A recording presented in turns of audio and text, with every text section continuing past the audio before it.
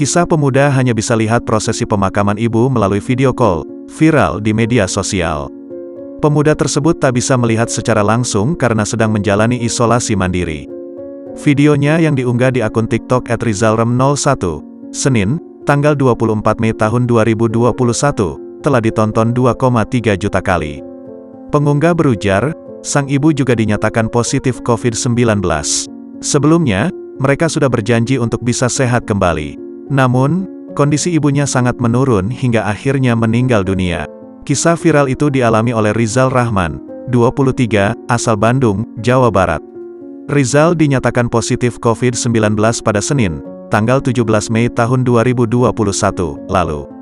Rasa sedih Rizal semakin bertambah saat tak bisa melihat langsung prosesi pemakaman ibunya. Saat itu, dirinya masih menjalani isolasi mandiri di rumah.